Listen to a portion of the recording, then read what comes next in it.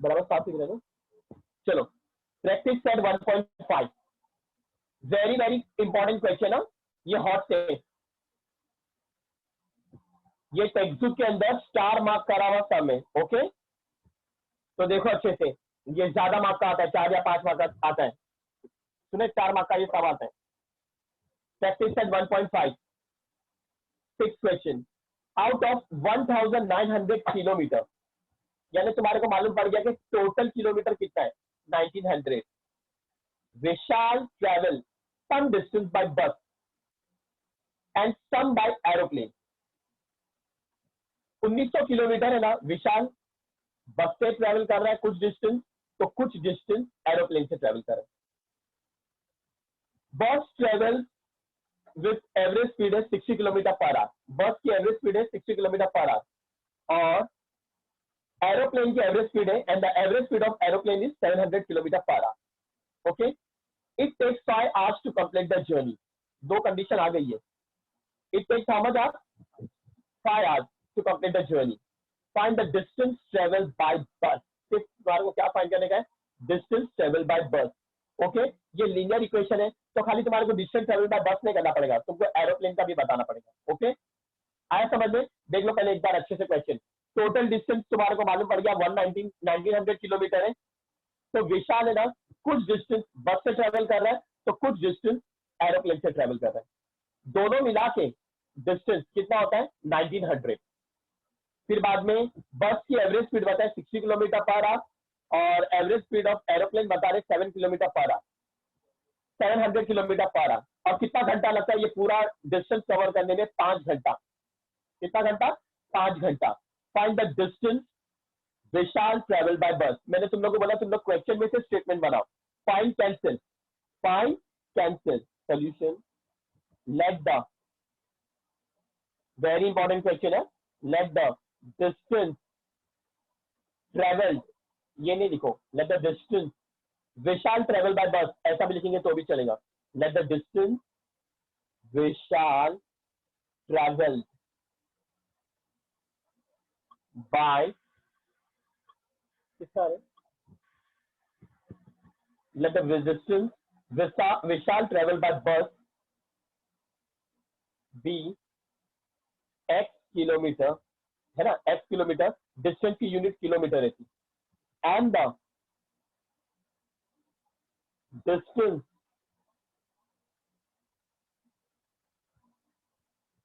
Travel, अभी घड़ी घड़ी विशाल मत लिखो, and the distance travel bye aeroplane. वो दो मोड कर रहे हैं ना, एक बाय बस और एक by aeroplane.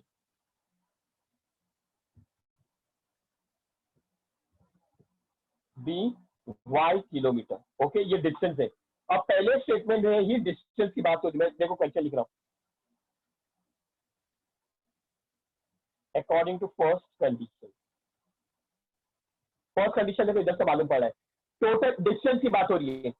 Out of 1900 kilometre, out of 1900 kilometre Vishal travel some distance, distance की बात हो रही है ना, ये 1900 किलोमीटर है, टोटल किलोमीटर है ना।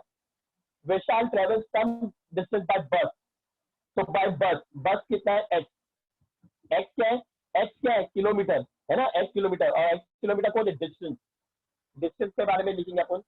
And some by aeroplane, and some by aeroplane, इधर फुल स्टॉप हो गया। Some distance by aeroplane, some by aeroplane यानी डिस्टेंस की बात करें हम लोग, क्योंकि यहाँ पे ये पूरे स्टेटमेंट में डिस्टेंस की बात हो रही। आउट ऑफ 1900 किलोमीटर, ये टोटल डिस्टेंस है। ये कितना है? टोटल डिस्टेंस, समझ रहे ना, टोटल डिस्टेंस, टोटल डिस्टेंस यानी डी, टोटल डिस्टेंस कितना है 1900, मैं रफ बता रहा हूँ। Bus travel with aeroplane, sorry, out of total, out of 1900 kilometre, ये है total distance D 1900। Vishal travel some distance by bus यानी D1, मैंने तो इधर x लिखा हूं खाली इस तरफ में, D1 कितना है x, and some by aeroplane, and D2 कितना है, एरोप्लेन का आपने क्या लिए y, है ना। D1 plus D2 distance, distance है ना, डिस्टेंस डिस्टेंस को प्लस करेंगे तो क्या है डिस्टेंस, ये डिस्टेंस कितना है 1900। D1 कितना है x, D2 कितना है y, और डी कितना है 1900। समझ में आ गया? आया समझ में? हाँ, मैं वापस से बता रहा हूँ, देखो इधर देखो, इधर रफ वर्क देखो, या तो इधर मैं बता रहा हूँ।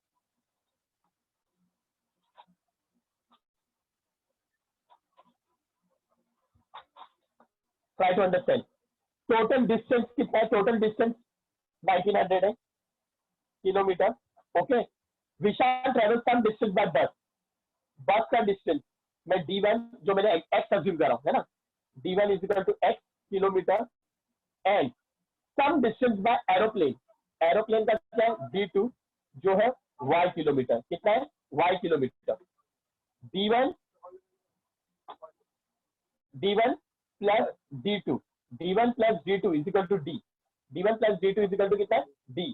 D1 कितना है? x, D2 कितना है? y, और D कितना है? 1900।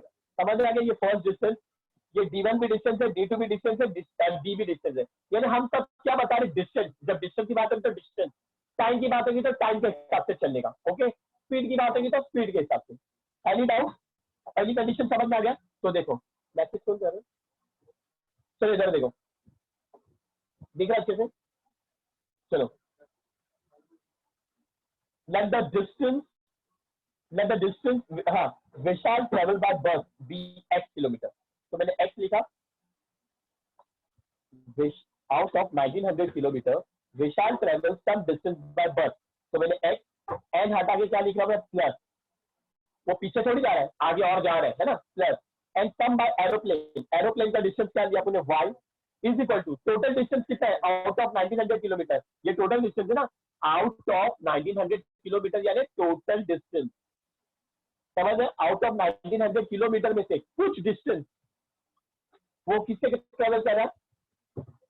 Bye bus and some by aeroplane. Aeroplane का कितना? y। समझ गए? और टोटल कितना हो गया? 1900। ये इक्वेशन नंबर 1, ये इक्वेशन नंबर 1। ओके, अभी सेकंड कंडीशन के लिए तुम लोग सेकंड कंडीशन के लिए पढ़ो। सेकंड कंडीशन इधर से चालू हो रहा है। बस travel with average speed 60 kilometre per our. देखो अभी लोग स्पीड बता रहे, क्या बता रहे? स्पीड। बस की एवरेज स्पीड कितनी है? 60 किलोमीटर पर आवर, स्पीड की बात हो रही है। And average speed of aeroplane, aeroplane की एवरेज स्पीड कितनी है?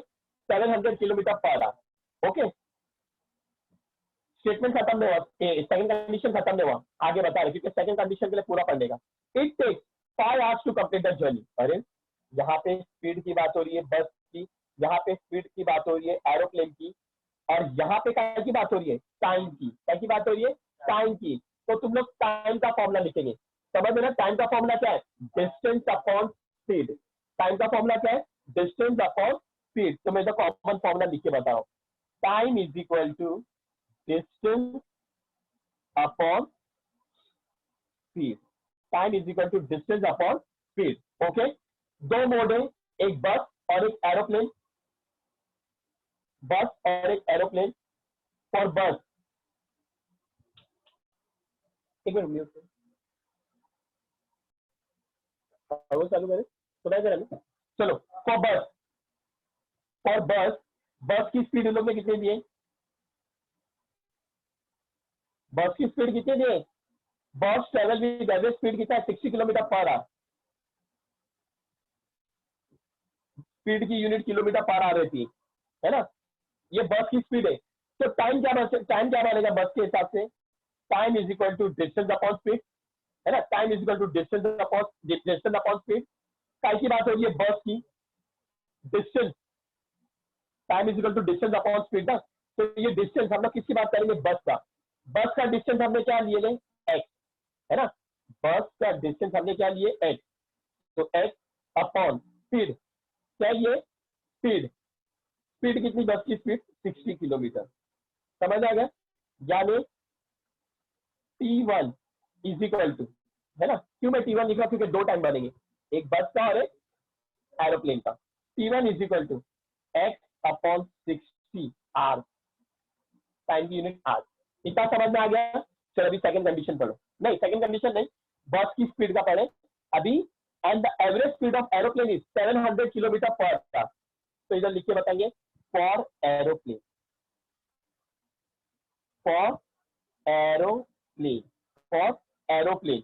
ओके, फॉर एरोप्लेन, एरोप्लेन की स्पीड कितनी बोले लोग ने,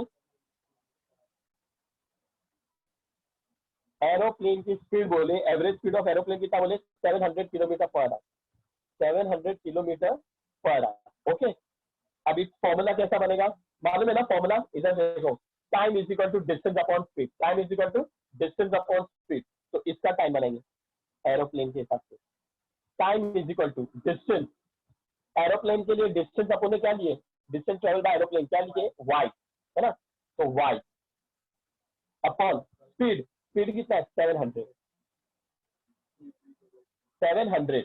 अभी ये दूसरा टाइम हुआ एरोप्लेन का, है ना, एक बस का टाइम हुआ T1, एरोप्लेन का टाइम क्या बनेगा T2, क्या T2 is equal to y upon 700 hour. समझ आ गया, है ना, समझ आ गया, यानी T1, अच्छा फिर आगे पढ़ो, देखिए question, it take 5 hours to complete the journey, कितना घंटा लग रहा है 5 घंटा, यानी मेरे को मालूम पड़ रहा है, ये देखो यहाँ पे बस के लिए कितना टाइम लग रहा है x अपॉन 60 आवर, बस के लिए कितना टाइम लग रहा है x अपॉन 60 आवर, एरोप्लेन के लिए कितना टाइम लग रहा है y अपॉन 700 आवर, है ना, और उन लोग ने बोले क्वेश्चन में टोटल आवर कितना लगेगा जर्नी कंप्लीट करने के लिए 5 आवर्स, यानी बस का टाइम है T1, है ना, बस के लिए कितना टाइम लगेगा T1 प्लस एरोप्लेन के लिए कितना टाइम लगेगा T2 इज इक्वल टू, दोनों मिला के कितना घंटा लगे लोग ने बोले 5 आवर्स, कितना बोले 5 आवर्स, मैंने 5 आवर्स लिखा, समझ गए। अब लिखेंगे अकॉर्डिंग टू सेकंड कंडीशन,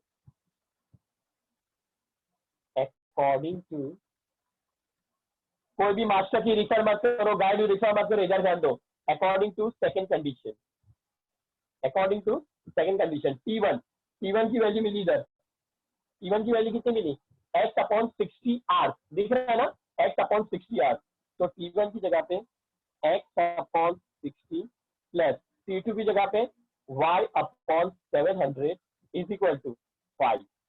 समझ आ गया, चलो डिनोमिनेटर सेम है क्या, नहीं, अभी इधर प्लस है या माइनस, तो तुम लोग क्रॉस मल्टीप्लाई भी करेंगे, नीचे नीचे भी मल्टीप्लाई करेंगे, देखो ऐसा x को 700 से मल्टीप्लाई करेंगे, y को 60 से मल्टीप्लाई करेंगे, और फिर 60 को 700 से, सिंपल, x को 700 से फिर प्लस लिखेंगे, y को 60 से फिर 60 को 700 से, देखो डालो, x को 700 से मल्टीप्लाई करेंगे तो 700 व्हाट x प्लस 60 को y से मल्टीप्लाई करेंगे तो 60y अपॉन 60 को 700 से देखो कैसे मल्टीप्लाई करेंगे, इजी मल्टीप्लाई करो, 6 7 जा 42, 6 7 जा 42, उसका एक जीरो 60 का और 700 के 2 जीरो, समझ आ गया, इज इक्वल टू 5, आ गया समझ में। क्या ये 760 में प्लस हो सकता है, नहीं, क्योंकि यहाँ पे x है यहाँ पे y है, क्या तुम इन लोग को इन लोग से कट कर सकते, नहीं, क्योंकि यहाँ पे कौन सी साइन है प्लस, अगर मल्टीप्लाई होता तो मैं सिंप्लीफाई करता,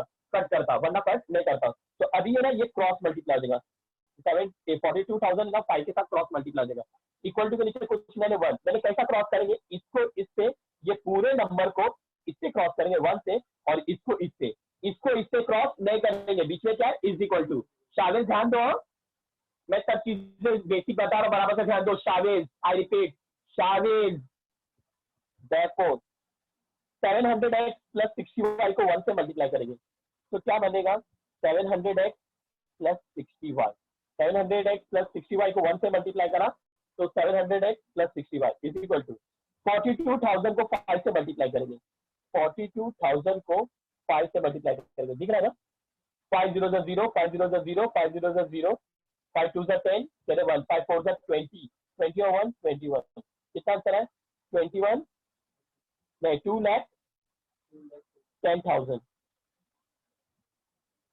ओके, अभी लोग ने कॉमन निकाला है, कौन कॉमन निकाला है, ऐसा, हाँ देखो इधर एक जीरो है, नहीं इन लोग में कम जीरो किसके पास है 60 के पास, 60 के पास एक जीरो है, यहाँ पे 2 जीरो, तो ये एक जीरो, ये एक जीरो, ये एक जीरो, 0 0 कॉमन निकला, तो 0 कॉमन निकाला मैंने, 0 के पहले कौन सा नंबर देंगे 1, यानी क्या कॉमन निकल गया 10, क्या कॉमन निकल गया 10, 10 को किससे मल्टीप्लाई करेंगे तो 700 आएगा 70 से, है ना, 70x प्लस का प्लस, 10 को किससे मल्टीप्लाई करेंगे तो 60y आएगा 6 से, है ना, इज इक्वल टू, और ये वैसी 2,10,000 वैसी 70x plus 6y is equal to 2,10,000, दिख रहा है, 2,10,000 दिख रहा है ना, therefore 2,10,000, ये 10 मल्टीप्लाई में इधर आएगा तो क्या बन जाएगा, डिवाइड, 0 से 0 cancel, 70x plus 6y is equal to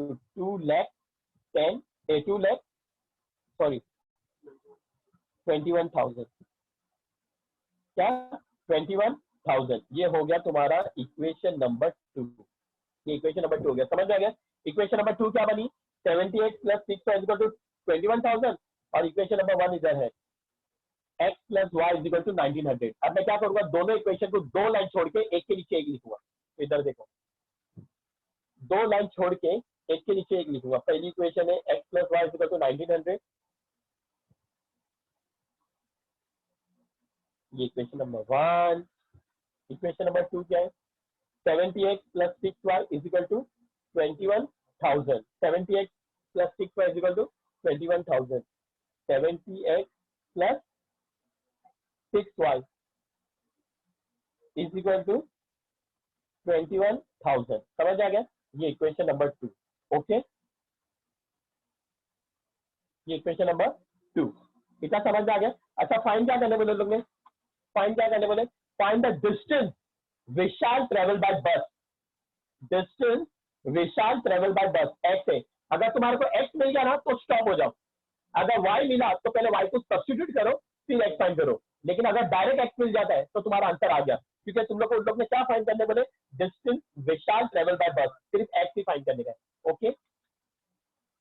तो चलो यहाँ पे 70 से मल्टीप्लाई करो या तो 6 से, क्या बेहतर रहेगा, 70 के 6, जितने छोटे नंबर से मल्टीप्लाई करेंगे उतना बेहतर है, तो मैं इक्वेशन 1 को यहाँ पे 6 लाने के लिए 6 से मल्टीप्लाई करो, समझ गए, तो इधर लिख के बताएंगे, multiply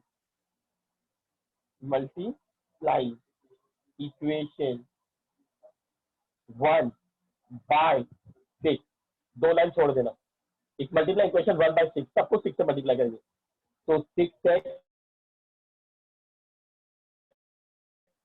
plus y into 6y को मल्टीप्लाई करेंगे, दिख रहा है, दिख रहा है ना, 600 6 टाइम्स 54, चलिए 5 6 टाइम्स 6 7 8 9 10 11 11400, ओके। अब ये बन गए इक्वेशन नंबर 3, मैंने इक्वेशन 1 को बना दिया 3, अब इक्वेशन 2 चेंज नहीं हुई, जो इक्वेशन चेंज नहीं हुई उसको मैं कहाँ लिखता हूँ, नीचे, तुम लोग ऊपर लिखेंगे तो भी चलेगा, लेकिन मैं नीचे लिखा हूँ, तुम लोग भी नीचे लिखो, 78 plus 6y is equal to कितना है, 21,000, ये इक्वेशन नंबर 2, क्या कट हो रहा है, नहीं, कोएफिशिएंट सेम है लेकिन साइन भी सेम है, मेरे को साइन अपोजिट चाहिए, ओके, मेरे को यहाँ पे प्लस की जगह पे क्या लिखा माइनस, अगर मैं साइन चेंज करूंगा तो क्या लिखूंगा, सबट्रैक्टिंग, तो इधर नीचे बताएंगे, सबट्रैक्टिंग इक्वेशन, मैं 3 को 2 से सबट्रैक्ट कर रहा हूं, लेकिन तुम लैंग्वेज में कैसा लिखेंगे, subtracting equation 2 from 3, subtracting equation 2 from, दिख रहा है ना, equation subtracting equation 2 from equation 3, okay.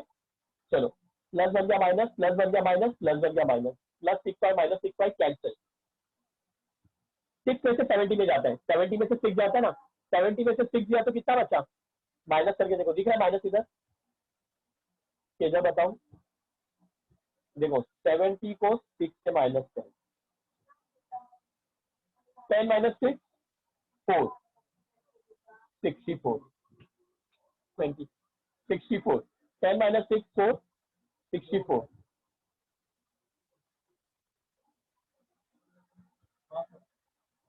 64x बराबर 70 उसकी 70 प्लस, लेकिन अब क्या बन गई है, माइनस, इक्वल टू के नीचे equal to, plus minus minus, 11,400 minus हो सकता है 21,000 से, नहीं 21,000 हो सकता है 11,400 से, तो रफ में करके बताओ, 21,000 को 11,400 से माइनस करें, 0 में से 0 गया 0, 0 में से 0 गया 0, 0 में से 4 जाता है, नहीं, ये 1 को कट करेंगे 0 और ये बन गया 10, 10 माइनस 4 6, 0 में से 1 जाता है, नहीं, ये 2 से कट करेंगे, ये बन गया 1, 10 माइनस 1 9, क्या बचा 9,600, बड़ा नंबर 21,000 उसकी साइन थी प्लस, लेकिन अब क्या बन गई है माइनस। आगे समझे, देखो -64x is equal to -9600, minus से माइनस 10 से आए समझे। 64x is equal to 9600, okay. therefore the x is equal to 9600 upon 64 upon 64। 64 और 96 इसमें आता है 8 में, 8 8 जा 64, 8 1 जा 8, ये 9 है ना, 8 1 जा 8, कितना बचा 6, ये 16 हो गया, 8 2 जा 16, 0 0। अभी 8 और 1200, 4 2 जा 8, 4 3 जा 12, 0 0, 2 1 जा 2, 2 1 जा 2, 1 carry, 2 5 जा 10, 0। therefore x is equal to 150। x की वैल्यू मिल गई ना, x की वैल्यू हमको x ही चाहिए था। स्टॉप, x को नहीं, जो हम लोग को फाइंड करने बोले, डिस्टेंस विशाल ट्रेवल बाय बस, the distance Vishal travel by बस इज x है ना, तो मिल गया ना तुम्हारे को। तो आंसर क्या लिखेंगे, द डिस्टेंस ट्रेवल बाय बस is 150 kilometre. Answer dot the distance Vishal travel by बस इज, थोड़ा दूर लिखो 150 किलोमीटर। समझ है, डिस्टेंस कभी भी किलोमीटर है, डिस्टेंस की यूनिट किलोमीटर, स्पीड की यूनिट किलोमीटर पर आवर और टाइम की यूनिट आवर। समझ आ गया। चलो पहले ये पेज देखो अच्छे से विद क्वेश्चन। आंसर देखो क्या मैसेज है।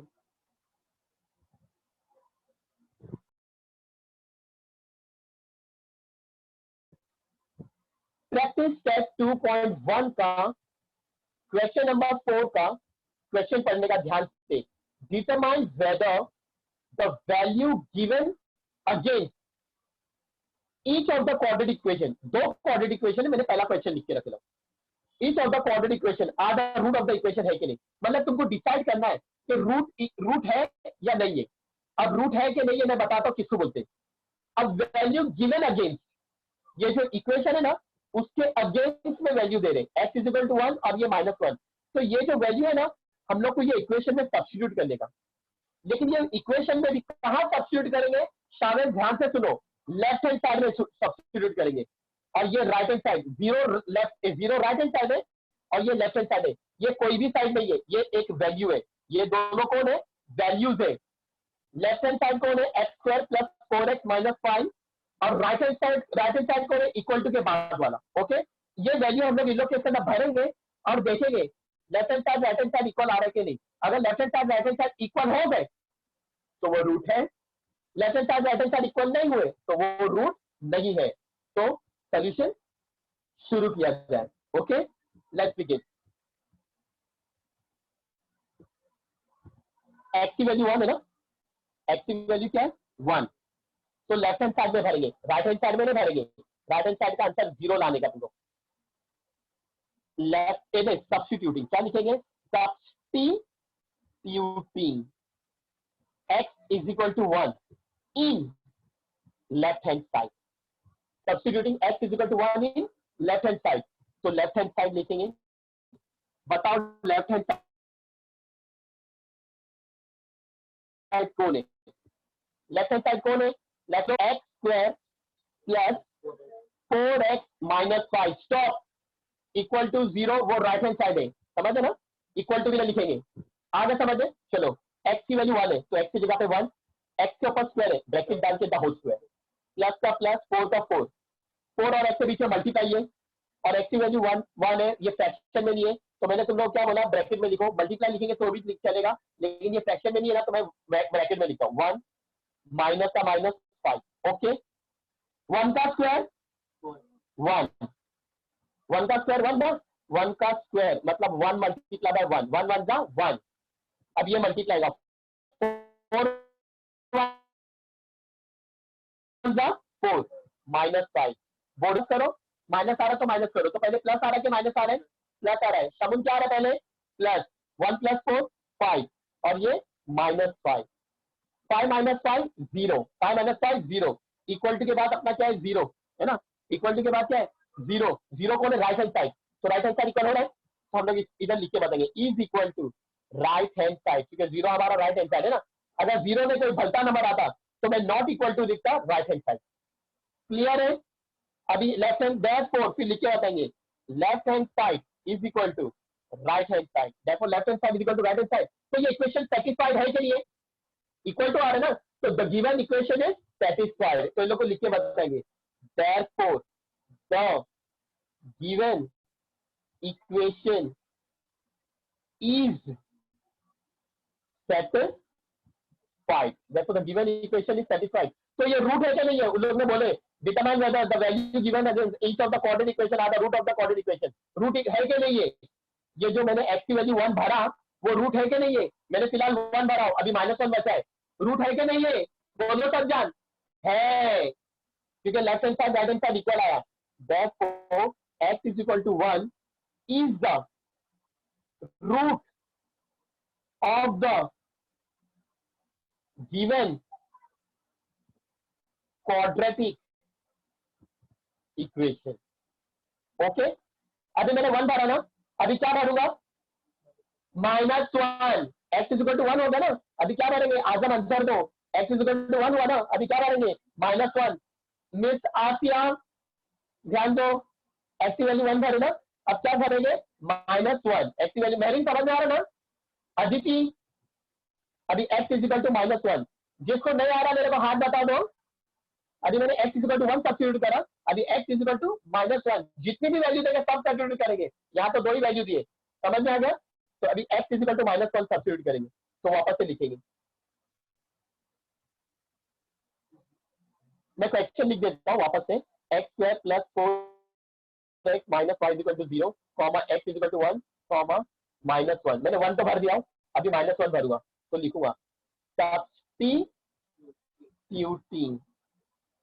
x is equal to -1, where कहां पे सब्स्टिट्यूट करेंगे? क्योंकि रूट डिसाइड करने का, रूट है कि नहीं, तो लेफ्ट हैंड साइड और राइट हैंड साइड में भरना है, तो तुम लोग कहां भरेंगे? Left hand side. Substituting x is equal to 1 in left hand side, फिर लेफ्ट हैंड साइड लिख के बताएंगे left hand side. Left hand side कौन है? इक्वल टू के पहले लेफ्ट हैंड साइड है, x² + 4x - 5। स्टॉप, वहां पे स्टॉप। इक्वल टू के बाद राइट हैंड साइड आता है, समझे? इक्वल टू 0 नहीं लिखने का, के बाद में इज इक्वल टू x की जगह पे x की वैल्यू कितनी है? -1। ओके, x की वैल्यू -1, x के ऊपर स्क्वायर है, द होल स्क्वायर, +4, x की जगह पे क्या लिखेंगे? -1, और ये -5, 1 का square 1, square of negative positive, square of negative क्या रहता है? पॉजिटिव, तो प्लस में लिखेंगे, समझ गए? स्क्वायर ऑफ नेगेटिव पॉजिटिव, तो प्लस में लिखेंगे, प्लस माइनस माइनस, 4 1 जा 4, -5, समझ में आ गया? ये स्टेप किसको समझ में आया? 1 का स्क्वायर 1, माइनस का स्क्वायर प्लस होता है, माइनस को स्क्वायर यानी minus multiply by minus, minus into minus plus, तो हम लोग प्लस में लिखते हैं, और ये प्लस माइनस माइनस, यहाँ पे बड़ा छोटा नहीं लिखेंगे क्योंकि मल्टीप्लाई कर रहे, ब्रैकेट यानी मल्टीप्लाई, प्लस माइनस माइनस, 4 1 4 -5। अभी इसको सॉल्व करेंगे, पहले माइनस आ रहा है ना, ये वाला माइनस, तो ये माइनस सॉल्व करेंगे, 1 - 4 3, बड़ा नंबर 4 इसकी साइन है माइनस, अब ये क्या है? -5, माइनस माइनस प्लस, 5 3 8, बड़ा नंबर 5 है उसकी साइन है माइनस, रिकॉर्डिंग चालू है ना? -8, अब ये -8 आ रहा है, जबकि इक्वल टू के बाद क्या है? 0। क्या ये इक्वल है? क्या ये इक्वल है? No, it is not equal to right hand side. देखो लिख के बताएंगे लेफ्ट हैंड साइड, इधर देखो मेरे बात ऐसा लिख के बताया, not equal to, left hand side is not equal to, शाबिल देख so much, left hand side is not equal to right hand side. तो ये इक्वेशन सेटिस्फाई हो रही है कि नहीं हो रही है? नहीं हो रही ना। जब सेटिस्फाई नहीं हो रही है तो क्यों लिख के बता रहे? मत लिख के बताओ सेटिस्फाई नहीं हो रही है, अगर इक्वेशन सेटिस्फाई होती ना तो लिखते बोलते the given equation is satisfied. अब डायरेक्ट बोल दो ये इक्वेशन रूट है कि नहीं है? It is not a root of the given quadratic equation, x is equal to -1, therefore x is equal to -1 is not the root of the given quadratic equation. वो statement लिखे मत बताना the given equation is not satisfied, समझ है? अगर लिखेंगे तो भी चलेगा, नहीं लिखेंगे तो भी चलेगा, तुम लोगों के पास पेपर में इतना टाइम नहीं रहेगा। समझ में आ गया? सब कुछ समझ में आ गया? देख लो कैसा करा हुआ है। क्वेश्चन नंबर 4 के अंदर दूसरा क्वेश्चन था, determine whether the value given again each of the quadratic equation. देखो ये determine whether the value given again each of the quadratic equation are the root of the quadratic equation. ये है कि नहीं, क्वाड्रेटिक इक्वेशन है कि नहीं, तो उसका सेकंड क्वेश्चन लिख रहा हूँ, फोर्थ का सेकंड क्वेश्चन, प्रैक्टिस टेस्ट 2.1 का फोर्थ का सेकंड क्वेश्चन लिख रहा हूँ। 2m square minus 5m is equal to 0। Okay, m is equal to 2 value दिए लोग ने उसके अगेंस्ट में, एक m की वैल्यू 2 दिए और ये फ्रैक्शन में दे रहे 5/2। समझ में आ रहा है आजम?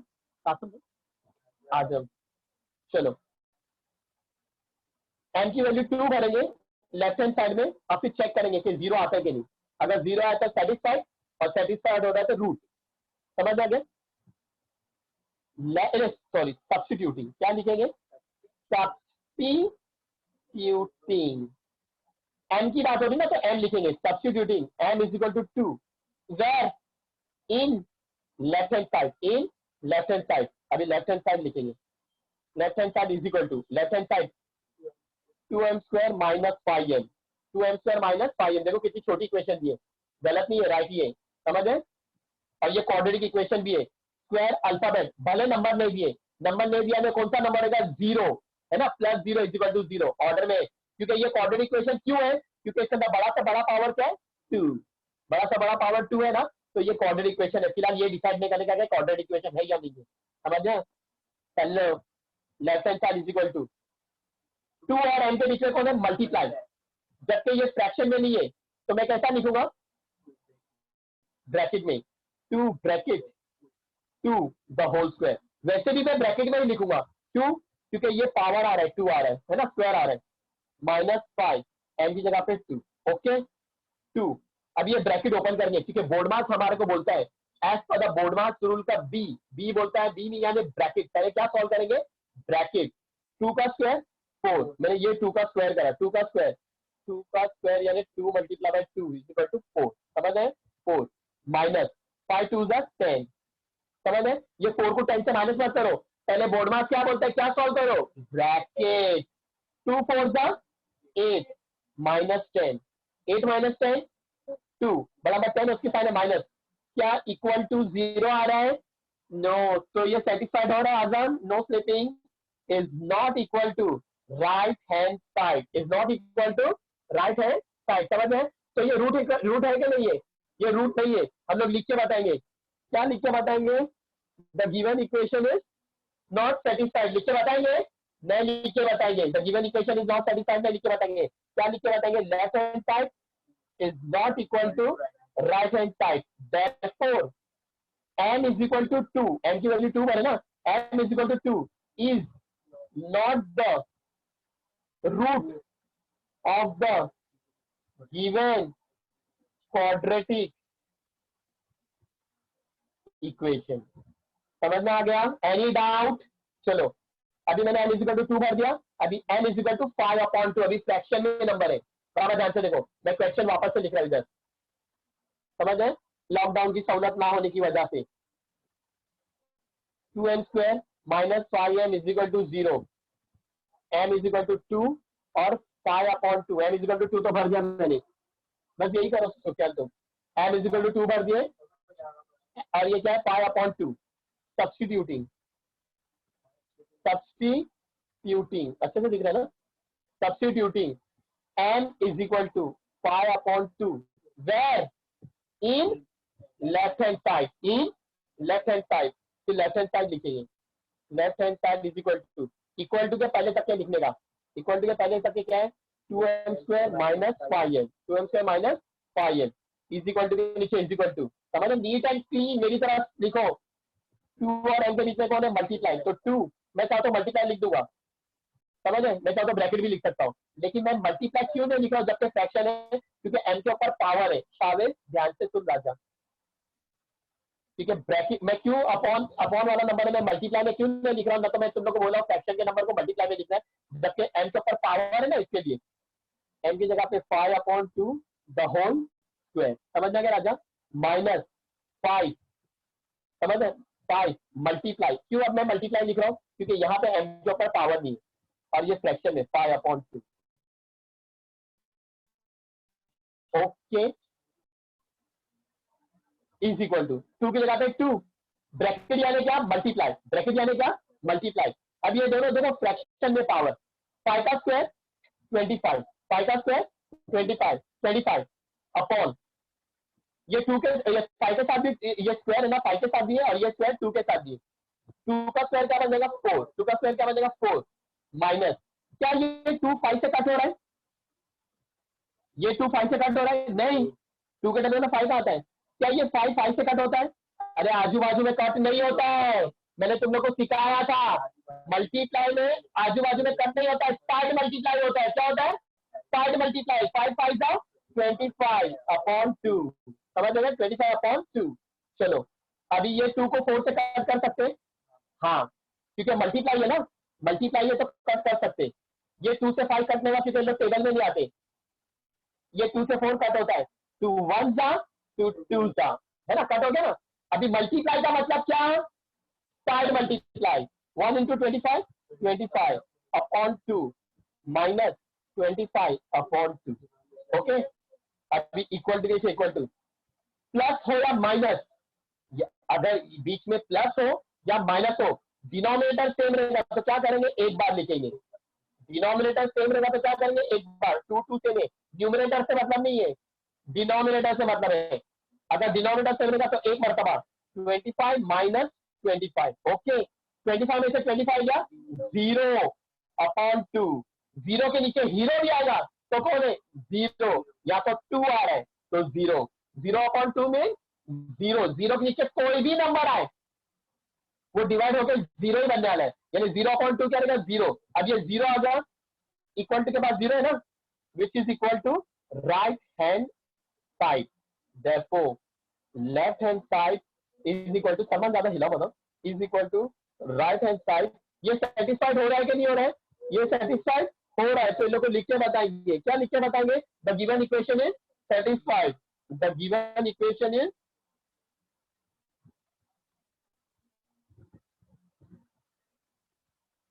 the given equation is satisfied, therefore m is equal to pi upon 2, m is equal to pi upon 2 is the root of the given quadratic equation।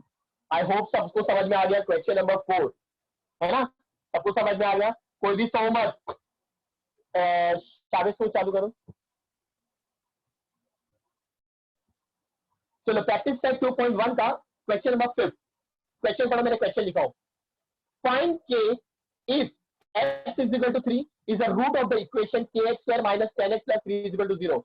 जो लैंग्वेज जिसको समझ में नहीं आती वो समझो, तुमको सलमान लैंग्वेज समझ में नहीं आती, इंग्लिश नहीं आती बराबर से, लेकिन उन लोग मेरे को बोल रहे हैं फाइंड के की वैल्यू फाइंड करने बोल रहे, बात करो, फाइंड के की वैल्यू फाइंड करने बोल रहे, के की वैल्यू फाइंड करने बोल रहे, रूट है कि नहीं वो डिसाइड करने नहीं बोल रहे।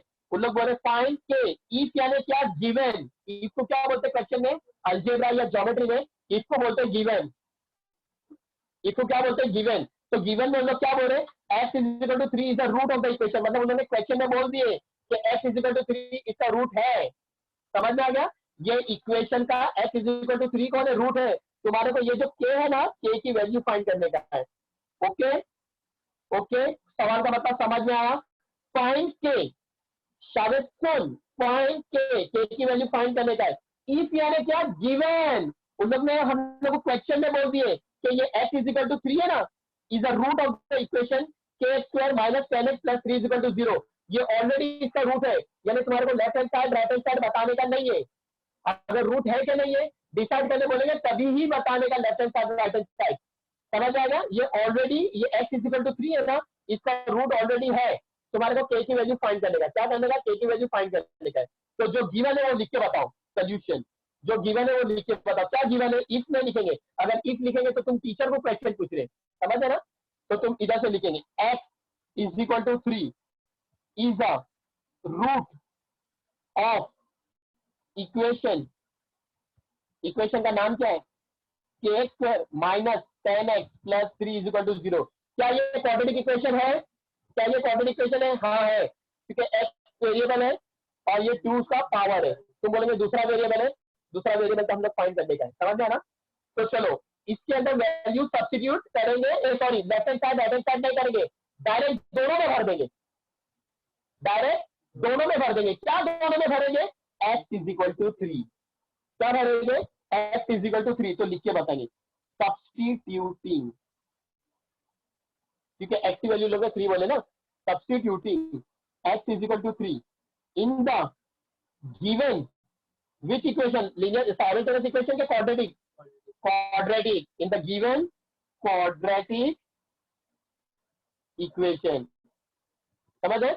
मतलब तुम्हारे को पूरी इक्वेशन में भरने का है। मैं खाली लेफ्ट हैंड साइड लिखता था ना वो, उसके अंदर ये पूरी इक्वेशन में भरेंगे, क्योंकि ये ऑलरेडी रूट है, ये ऑलरेडी रूट है। उन्होंने क्वेश्चन में बोल दिया कि रूट है। समझ आ गया? चलो ये इक्वेशन लिख के बताओ, जो इक्वेशन है वो लिख के बताओ। के square minus 10x plus 3 is equal to 0, equal to 0 तक के लिखने का पूरी इक्वेशन। देखो क्या उन्होंने के की वैल्यू दी है? नो, के की वैल्यू तो फाइंड करने बोले आजम, के की वैल्यू तो फाइंड करने बोले। तो के एज इट इज, के और एक्स के बीच कौन है? मल्टीप्लाई। तो मैं क्या लिखूंगा? ब्रैकेट, एक्स की वैल्यू कितनी है? 3 the whole square minus 10, x की जगह पे क्या लिखूंगा? 3 plus 3 is equal to 0, equal to 0 लिखेंगे क्योंकि ये रूट ऑलरेडी है। Left hand side right hand side की बारी नहीं आएगी। क्वेश्चन को अच्छे से पढ़ लेना कि ब्रैकेट 3 का स्क्वायर 9 माइनस 10 3 जा 30 प्लस 3 इज इक्वल टू 0। देखो अभी के 9 जा 9 के, इन लोग दोनों लाइक टर्म है ना, के 9 जा 9 के, ये दोनों लाइक टर्म है। मैं देखो अंडरलाइन करके बता रहा हूं। माइनस प्लस 30 में से 3 गया 27, बड़ा नंबर 30 उसकी साइन है माइनस, इज इक्वल टू 0। समझ में आ गया? 9 के माइनस 27 उधर देगा तो क्या बनेगा? 27। देखो के इज इक्वल टू 27 अपॉन 9, 9 1 जा 9 3 जा, देखो के इज इक्वल टू 3। तो लोग सिर्फ बोले फाइंड के, आंसर डॉट, आंसर डॉट है ना मार्जिन के बाद लिखने का, आंसर डॉट के इज इक्वल टू 3। अगर लोग बोलेंगे फाइंड द वैल्यू ऑफ के, तो हम लोग लिखेंगे द वैल्यू ऑफ के इज 3। उन लोग सिर्फ बोले फाइंड के, तो के इज 3। ओके ओके, समझ में आ गया? एकदम मस्त, समझ में ना, एकदम इजी। चलो प्रैक्टिस सेट 2.1 का क्वेश्चन नंबर 5। टिक टिक, बहन आती है ध्यान से देख, लॉकडाउन का फायदा उठाओ। What are the roots of the equation? 5m square plus 2m plus k is equal to 0 is minus 7 upon 5। उन लोग ने क्वेश्चन में ही बोल डाले, क्वेश्चन में ही बोल दिए कि एक रूट क्या है? Minus 7 upon 5। एक रूट क्या है? Minus 7 upon 5। Complete the following activity to find the value of K. Complete the following activity to find the value of K. फिलहाल सभी बच्चे लोग, मैं एक्टिविटी के हिसाब से नहीं जा रहा हूं, समझ में? यहां ध्यान देने का कष्ट करो Salman. Find the value of के, समझ में? उन्होंने क्वेश्चन में बोल दिए कि एक रूट क्या है? Minus 7 upon 5। क्या लोग बोले डिसाइड करो, क्या बोले डिटरमाइन करो? इसके लिए left hand side right hand side नहीं आएगा। समझ में आ गया? आते हैं आते हैं, समझ गई? मुंडी हिला के बताओ। हाँ ठीक है, very good.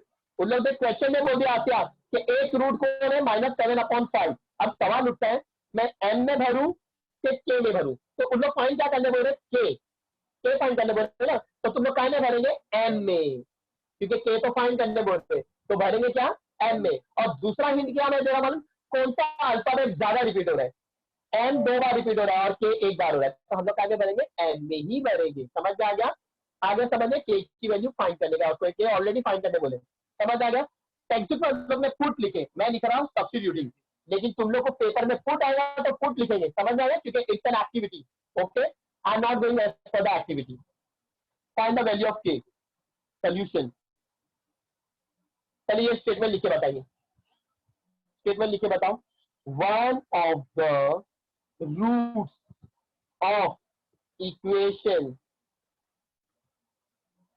5m square plus 2m plus k is equal to 0 is minus 7 upon 5। एक को कुछ बोलना है तो मैं थोड़ा स्टॉप हो रहा हूं। डॉट डॉट डॉट गिवन, क्या लिखेंगे इधर? गिवन लिख के बताएं, क्योंकि ये स्टेटमेंट गिवन है, ये ऑलरेडी रूट है, क्योंकि लोग ने बोले one of the root of the equation is minus 7 upon 5। तो ये जो माइनस 7 अपॉन 5 है ना, हम लोग एम की जगह पे सब्स्टिट्यूट करेंगे।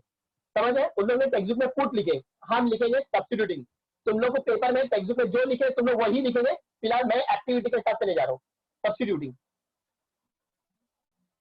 सब्स्टिट्यूटिंग -7/5 ना, m की जगह पे लिखेंगे m is equal to -7/5 in the given quadratic equation. एक बार वो क्वाड्रेटिक इक्वेशन लिख के बताओ। 5m² + 2m + k is equal to 0। इसके अंदर बड़ा सा बड़ा पावर कितना है? 2। तो ये क्वाड्रेटिक इक्वेशन है, समझ में आ गया ना? ओके चलो वैल्यू भरो, लेकिन तुम्हारे को ये डिसाइड करने का नहीं है कि क्वाड्रेटिक इक्वेशन है कि नहीं, तुमको k की वैल्यू फाइंड करने का। 5 की जगह पे 5, जबकि ये फ्रैक्शन में मैं क्या बोला तुम लोग कैसे लिखेंगे? मल्टीप्लाई में, लेकिन मैं नहीं लिखूंगा मल्टीप्लाई में, ब्रैकेट में लिखूंगा। क्यों ब्रैकेट में लिखूंगा? क्योंकि इसके पास माइनस है और दूसरा m के पास पावर है। तो ब्रैकेट m की जगह पे -7/5 द होल स्क्वायर प्लस 2 का 2। इधर m की जगह पे मैं 2 और m के बीच में मल्टीप्लाई है, मेरे को जब से मल्टीप्लाई लिखना चाहिए, मैं मल्टीप्लाई क्यों नहीं लिख रहा हूँ, मैं ब्रैकेट क्यों लिख रहा हूँ? क्योंकि m इधर -7/5 है, -7/5 समझ आ गया? Plus k is equal to 0, equal to 0 लिखना, समझ है ना आजम? देखो 5 अभी ब्रैकेट ओपन हो रही ना, तो मल्टीप्लाई लिखेंगे। 7 का स्क्वायर 49, ये स्क्वायर 5 के भी साथ है, ये स्क्वायर 7 के भी साथ है, ये स्क्वायर 5 के भी साथ है और ये स्क्वायर माइनस के भी साथ है।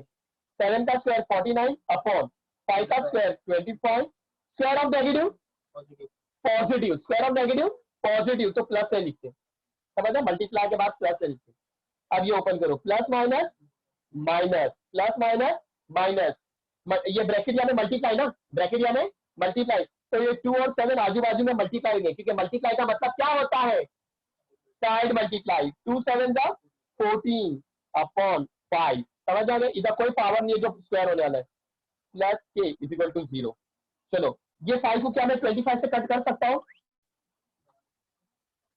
क्या मैं ये 5 को 25 से कट कर सकता हूँ? हाँ मैं कट कर सकता हूँ, क्योंकि ये कौन है? मल्टीप्लाई है ना, ये कौन है? मल्टीप्लाई, तो मैं कट कर सकता हूँ। 5 1 5, 5 5 25। ओके अब कुछ कट नहीं होगा। 149 जा मल्टीप्लाई में साइड मल्टीप्लाई, 149 जा 49 अपॉन 5, क्रॉस मल्टीप्लाई नहीं करेंगे, मल्टीप्लाई में, मल्टीप्लाई यानी साइड मल्टीप्लाई। 1 को 49 से मल्टीप्लाई करेंगे तो 49, 1 के नीचे कुछ मैंने 1, 1 5 जा 5, समझ है?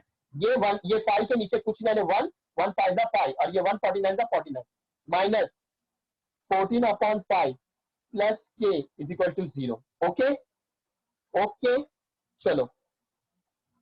अच्छा मैंने तुम लोग को एक सम बता रहा हूँ, अगर डिनोमिनेटर में नंबर आएंगे उन लोग का एलसीएम निकालेंगे, है ना? मैं चाहता हूँ वो भी कर सकता हूँ। डिनोमिनेटर में नंबर सेम एक मरतबा लिखो, लेकिन बाजू में के दिख रहा है, अगर के नहीं होता ना तो मैं कर दिया होता, समझ में? वैसे भी करेंगे तो आ सकता है, लेकिन मैं बता रहा हूँ तुम लोग को डिफिकल्टी नहीं ला रहा हूँ। डिनोमिनेटर में क्या आ रहा है? 5, इन लोग का एलसीएम निकालेंगे, सेम नंबर का एलसीएम सेम ही आएगा, 5 ही आएगा, 5 का एलसीएम 5 आएगा। तो लिख के बताओ, एलसीएम ऑफ 5 एंड 5, 2 बार 5 है, एलसीएम ऑफ 5 एंड 5 इज 5। तो मल्टीप्लाई थ्रू आउट बाय 5, 5 को इससे भी मल्टीप्लाई करेंगे, इससे भी मल्टीप्लाई करेंगे, इससे भी मल्टीप्लाई करेंगे और ये 0 से भी मल्टीप्लाई करेंगे थ्रू आउट बाय 5। तो चलो देखो 5 मल्टीप्लाई बाय 49 अपॉन 5 माइनस का minus, 5 multiply by 49 upon 5 plus का plus, 5 multiply by k is equal to 5 multiply by 0। समझ में आ गया? हाँ साजिद को क्या बोलेगा? पहले रिकॉर्डिंग स्टॉप करो। Very good. अरे रिकॉर्डिंग में चांस, मैंने जब मिस्टेक कर दिया था 49, तो मैंने कट करके 14 अपॉन 5, क्योंकि यहाँ पे क्या है 14 अपॉन 5 है, दिख रहा है ना? यहाँ पे क्या है 14 अपॉन 5। देखो चलो मल्टीप्लाई का मतलब कट होता है, 5 1 जा 5, 5 1 जा 5 कैंसिल, 5 1 जा 5, 5 1 जा 5 कैंसिल। अभी लोग दोनों के साथ कुछ नहीं तो कोई भी कैंसिल लेगा। मल्टीप्लाई में साइड मल्टीप्लाई, 149 जा 49, 149 जा 49 माइनस का माइनस, 114 जा 14 प्लस 5 इंटू के 5k, 5 0 जा 0, 5 0 जा 0, 2 0 जा 0, 10 0 जा 0, 1000 0 जा 0, any number multiply by 0 will give you 0। ये दोनों लाइक टर्म है, ये दोनों के लाइक टर्म है। 49 में से 14 माइनस करेंगे, 49 में से 14 माइनस करेंगे, 9 माइनस 4 5, 4 माइनस 1 3, 35 बराबर 49, उसकी साइड प्लस, तो प्लस से लिखते हैं, plus 5k is equal to 0। ये प्लस है तो प्लस से लिखेंगे, 5k is equal to plus 35 डालेगा तो क्या बनेगा माइनस 35। देखो k इज इक्वल टू माइनस 35 अपॉन 5, 5 1 जा 5 7 जा, देखो k इज इक्वल टू माइनस 7, k की वैल्यू कितनी आई माइनस 7। समझ आया? अच्छा, इन लोगों ने क्वेश्चन में देखो क्या बोले, find the value of k, find the value of k, तो answer dot the value of k is, थोड़ा दूर लिख के बताओ ताकि हम लोग को करेक्शन करने वाले को दिखे माइनस 7। समझ आ गया? और फिर तुम लोग इस तरीके से एक्टिविटी इसके अंदर भर देना जो जो जगह पे आगे। समझ आ गया ना? नो डाउट ना? फिलहाल तुम लोग डाउट के हिसाब से नहीं करेंगे, तुम लोग डाउट के हिसाब से नहीं करेंगे, तुम लोग मैंने जो बताया वो करेंगे। समझ जाए? जब पेपर आ चलेगा तभी तुम लोग एक्टिविटी के हिसाब से जाना। चलो, कल का बैलेंस इक्वेशन मेरा थोड़ा मिस्टेक हो रहा था, और क्योंकि अपना नेट भी क्लोज कर रहा था, वही वजह नहीं है, थोड़ी मिस्टेक मैं भी कर रहा था, और टाइम भी अपना रोजे का टाइम भी हो रहा था, इसके लिए मतलब थोड़ा हाई कर रहे थे। ओके, मतलब प्रॉब्लम भी बहुत आ रहा था। चलो अब यहाँ पे देखो, मैं वापस से बता रहा हूँ, ये कॉपर, कॉपर एक सॉलिड है, कॉपर एक सॉलिड है, उसको हम लोग को किसके साथ रिएक्ट करने का मैंने बोला, dilute nitric acid, dilute nitric acid HNO3, ये है डाइल्यूट नाइट्रिक एसिड। मैं लिख के नहीं बता रहा हूँ क्योंकि कल लिख चुका हूँ। डाइल्यूट नाइट्रिक एसिड ये है एक्वस। ओके,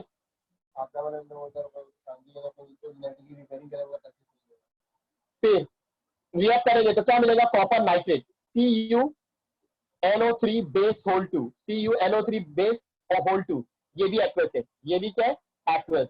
ओके, प्लस क्या मिलेगा, कॉन्सेंट्रेट में मिला था नाइट्रोजन डाइऑक्साइड, इसके अंदर क्या मिलेगा नाइट्रिक ऑक्साइड, यानी nitrogen monoxide.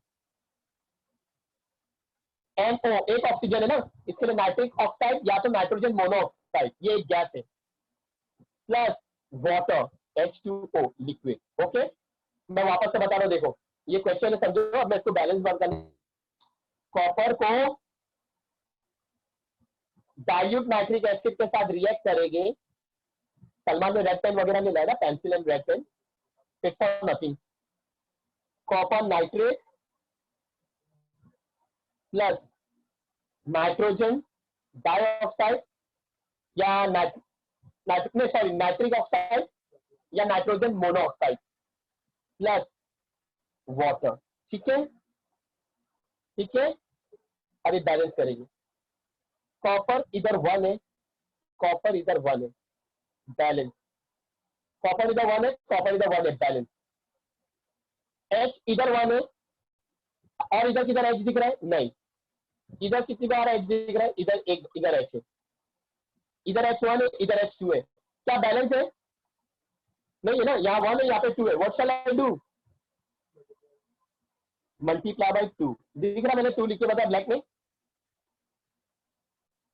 Multiply by 2, 2 hydrogen, hydrogen balance हो गया, जैसे हाइड्रोजन मल्टीप्लाई करे तो बाजू वाला नेबरिंग मॉलिक्यूल गॉट अफेक्टेड, है ना, as soon as I multiply by 2 with hydrogen, बाजू वाला नाइट्रोजन गॉट अफेक्टेड।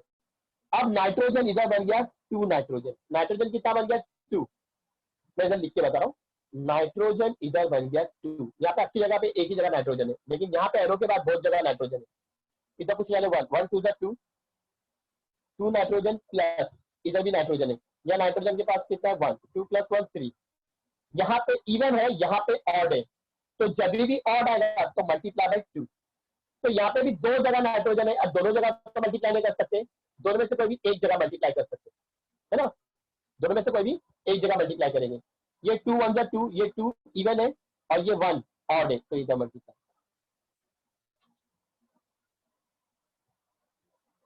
जैसे मैंने नाइट्रोजन को मल्टीप्लाई करा 2 से, बाजू वाला ऑक्सीजन गॉट अफेक्टेड, चलो यहाँ पे ऑक्सीजन को काउंट करो, बहुत सारे ऑक्सीजन है, ऑक्सीजन इज इक्वल टू 3 2 जा 6 प्लस, तुम लोग के अंडरस्टैंडिंग के लिए लिख रहा हूँ, 3 2 जा 6 प्लस ये 2 ऑक्सीजन और ये ऑक्सीजन का 1 9, जबकि ये इवन है, चलो ये ऑक्सीजन देखो, ये ऑक्सीजन को 2 3 जा 6, ये इवन है और ये है ऑड, मैंने इवन बोल दिया ना गलती से, ये ऑड है, 9 is an odd number and 6 is an even number. तो ये ऑड नंबर है और ये इवन नंबर है, तो हम लोग क्या करेंगे, जब भी ऑड आएगा तो उसको क्या करेंगे, इवन बनाने के लिए 2 से मल्टीप्लाई, 2 से मल्टीप्लाई, तो 2 से मल्टीप्लाई। ओके, तो अभी ऑक्सीजन में भी हम लोग को इवन और ऑड देखना पड़ेगा। ये 3 to the 6 ऑक्सीजन है, ये इवन है, ये 1 to the 2 है ना ऑक्सीजन, ये भी इवन है, ये ऑक्सीजन सिर्फ 1 है, ये ऑड है, तो इसको मल्टीप्लाई करना पड़ेगा 2 से। जैसे मैंने 2 को मल्टीप्लाई करा हाइड्रोजन को, तो हाइड्रोजन तो 4 बन गया, नहीं ऑक्सीजन को मैंने 2 से मल्टीप्लाई करा तो हाइड्रोजन गॉट अफेक्टेड। हाइड्रोजन अभी कितना बन गया 4। ये पूरी लाइन में हाइड्रोजन कितना है, ये पूरी लाइन में हाइड्रोजन कितना है, एक ही बार है, और हाइड्रोजन कितना मिला 4। अब यहाँ पे हाइड्रोजन कितना है देखो 2 है, यहाँ पे हाइड्रोजन कितना है 2 है ना। अब ये 2 को मैं 4 कैसे करूंगा, 2 से मल्टीप्लाई, तो 2 to the 4 है ना। तो मैं क्या करूंगा डायरेक्ट, ये मतलब इधर हाइड्रोजन 4 है, इधर हाइड्रोजन 2 है ना, एग्जैक्ट हाइड्रोजन देखो, इधर हाइड्रोजन 4 है, इधर हाइड्रोजन एग्जैक्ट 2 है, हाइड्रोजन एग्जैक्ट 2 है। तो मैं क्या करूंगा, ये 2 को मैं कट करूंगा और क्या करूंगा 4 से मल्टीप्लाई। अब ये 4 हाइड्रोजन बैलेंस हो गया, लेकिन जैसे मैंने 4 को हाइड्रोजन से मल्टीप्लाई करा तो नाइट्रोजन गेट अफेक्टेड। चलो अभी नाइट्रोजन कितना हो रहा है, नाइट्रोजन यहाँ पे 4 नाइट्रोजन है और यहाँ पे नाइट्रोजन देखो कितना है, 2 to the nitrogen 1 to the 2, वो ऑक्सीजन का 3 है, nitrogen 1 to the 2 plus 2 nitrogen, यानी नाइट्रोजन हमारा बैलेंस है, नाइट्रोजन हमारा बैलेंस है। ओके, ऑक्सीजन को देखो, ऑक्सीजन को देखो 4 3 12, ऑक्सीजन इधर एक ही है 12, यहाँ पे ऑक्सीजन को देखो बराबर से, ऑक्सीजन को देखो 3 to the 6 प्लस 2 8 प्लस 2 कितना हो गया 10 है ना, कितना हो गया 10, 10 हो गया, कितना हो गया 10। तो अब मैं क्या करूंगा,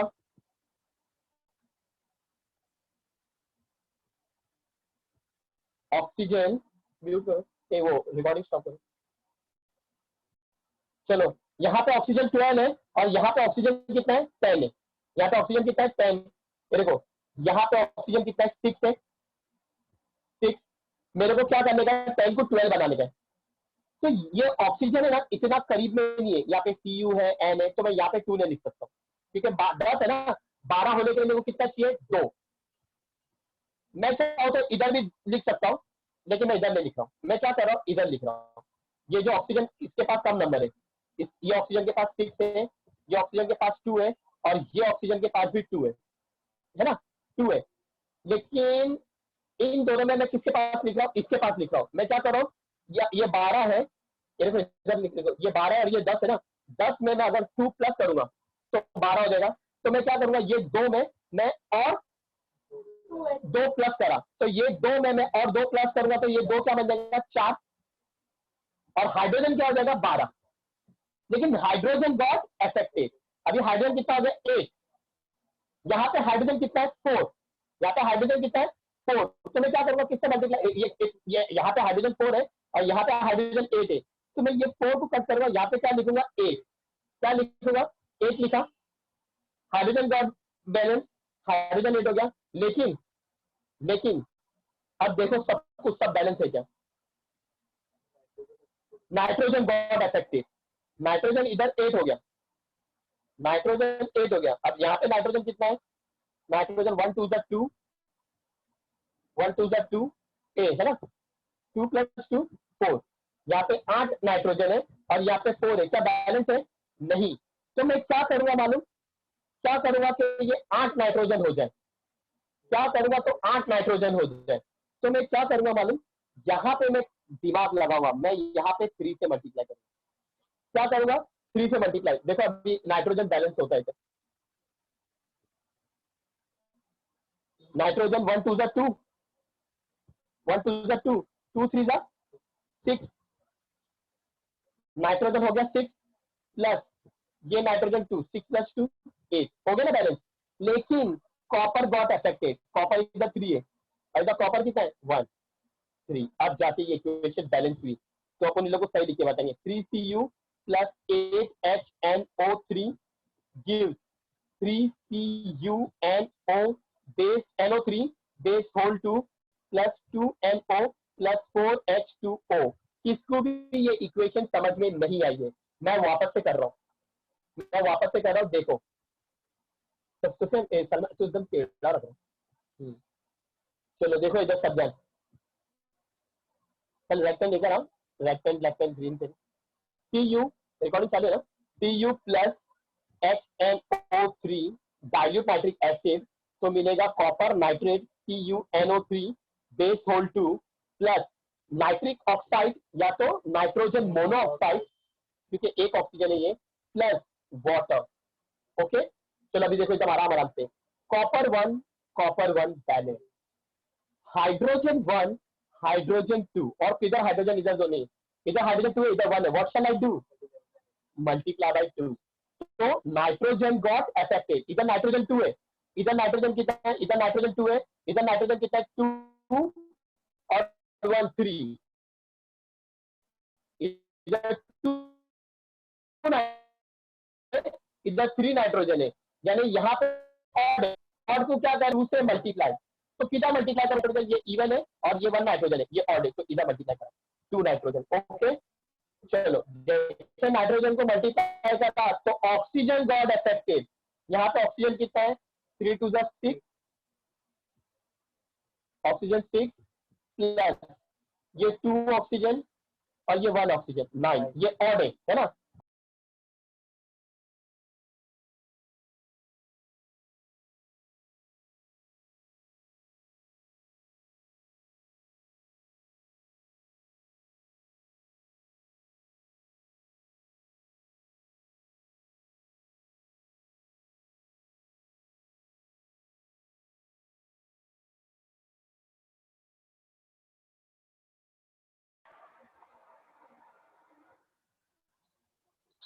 रिकॉर्डिंग बंद करें ना, तो बंद करो।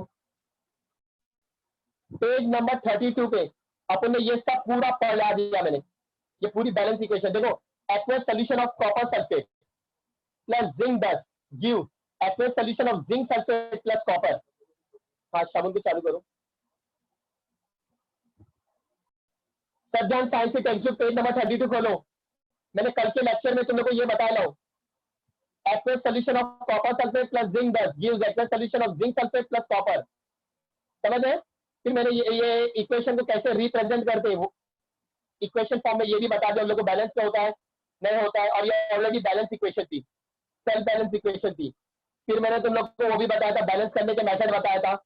ओके फिर ये कैल्शियम कार्बोनेट को हम लोग हीट करते, जब भी हीट करेंगे तो डेल्टा लिखते, क्या लिखेंगे डेल्टा, ये जो ट्राइंगल दिख रहा है ना उसको डेल्टा बोलते हीट, तभी ये डिकम्पोज होगा, वरना डिकम्पोज नहीं होगा, समझ में।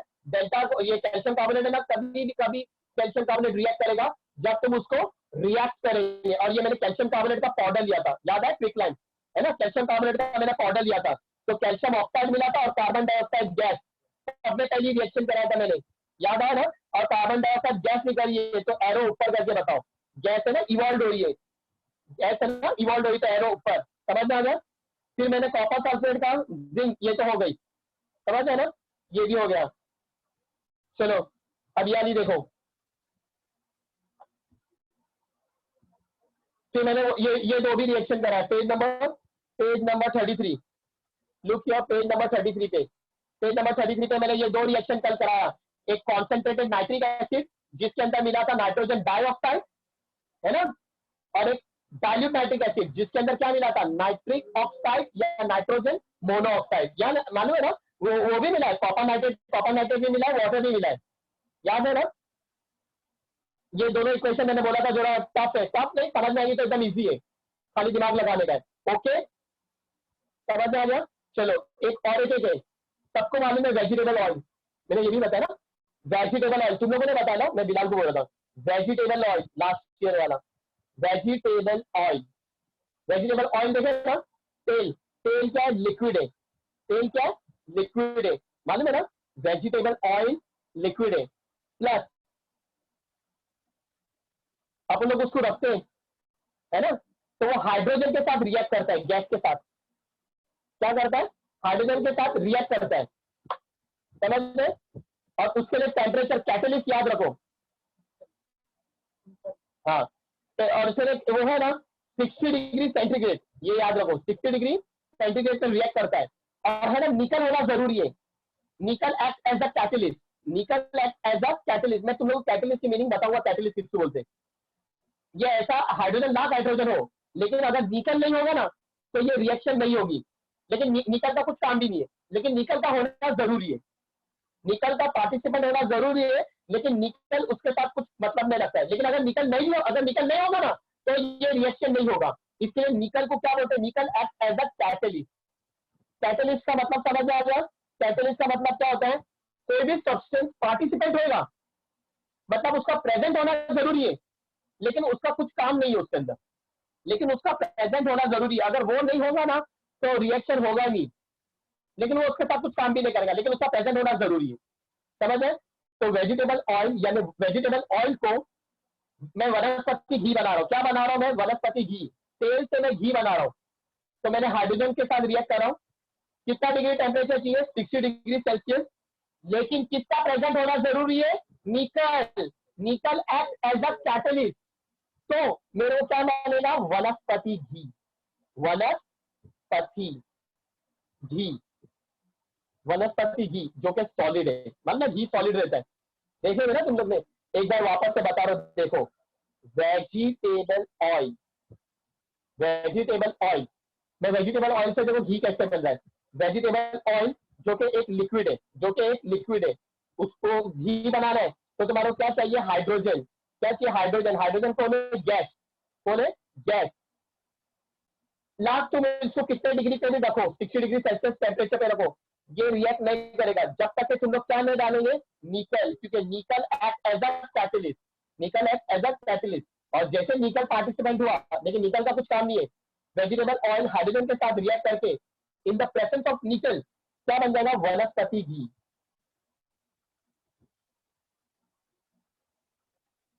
सॉलिड, रिकॉर्डिंग बन गई। अच्छा, मैंने कल जो दो रिएक्शन कराया था ना, कॉपर को मैं कॉन्सेंट्रेटेड नाइट्रिक एसिड के साथ रिएक्ट करा था, है ना, कॉन्सेंट्रेटेड नाइट्रिक एसिड के साथ पहली रिएक्शन, तो मेरे को कॉपर नाइट्रेट मिला था, और क्या मिला था, नाइट्रोजन डाइऑक्साइड मिला था। क्या मिला था, नाइट्रोजन डाइऑक्साइड, है ना, क्या मिला था मेरे को, नाइट्रोजन डाइऑक्साइड। जो नाइट्रोजन डाइऑक्साइड है ना, वो रेडिश कलर का दिखेगा तुम्हारे को, कौन से कलर का दिखेगा, रेडिश, रेडिश कलर का दिखेगा, और वो पॉइजनस गैस है। कौन सा गैस है, पॉइजनस गैस। तो मैं इधर बता रहा हूँ, जो मेरे पास कहा गया वो, जो अपने 2-3 दिन कल कल करे थे, हाँ देखो ये अपने जो करे थे ना, ये करेंगे पहले, कॉपर को डाइल्यूट, डाइल्यूट ना, नहीं कॉन्सेंट्रेटेड,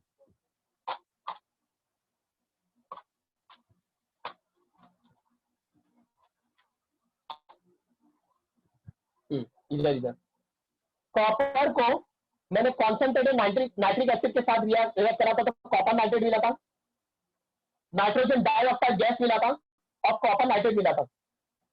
तो ये जो नाइट्रोजन डाइऑक्साइड गैस है ना, तुम लोग अपनी बुक में लिख के रख लेना, जहां पे तुम लोग ने प्रैक्टिस करेंगे। ये जो नाइट्रोजन डाइऑक्साइड गैस है ना, इसका कलर क्या है, रेडिश ब्राउन।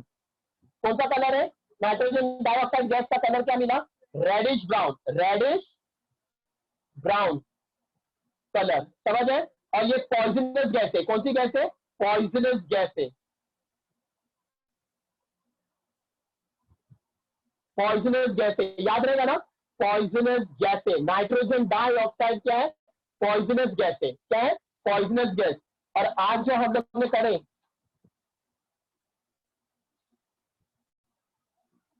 कॉपर को डाइल्यूट नाइट्रिक एसिड के साथ, तो कॉपर नाइट्रेट मिला था, नाइट्रिक ऑक्साइड मिला था, यानी नाइट्रोजन मोनोऑक्साइड, और वाटर भी मिला था, है ना। तो यहाँ पे जो नाइट्रिक ऑक्साइड है ना, ये इसका कलर रेडिश ब्राउन नहीं है, इसका कलरलेस है, इसका क्या रहेगा, कलरलेस। ये नाइट्रिक ऑक्साइड कौन सी गैस है? Colourless gas, COLOURLESS, colourless gas है। नाइट्रिक ऑक्साइड कलरलेस गैस है, यानी नाइट्रोजन मोनोऑक्साइड कलरलेस गैस है, जो डाइल्यूट नाइट्रिक एसिड के साथ रिएक्ट करने पे मिलता है कॉपर से। और कॉपर को जब मैं कॉन्सेंट्रेटेड नाइट्रिक एसिड से करता हूं तो मेरे को मिलता है नाइट्रोजन डाइऑक्साइड, जो कि रेडिश ब्राउन कलर है, और वो पॉइजनस है। और ये क्या है? कलरलेस है। समझ आ गया? याद रहेगा ना? याद रहेगा ना सबको? माइक चालू करो। NO2 नाइट्रोजन डाइऑक्साइड जो हम लोग को मिला था वो है रेडिश ब्राउन कलर, और ये पॉइजनस गैस है, पॉइजनस गैस है। और नाइट्रोजन मोनोऑक्साइड यानी नाइट्रिक ऑक्साइड, ये क्या है? कलरलेस गैस है, कलरलेस गैस है। ओके, ठीक है, चलो।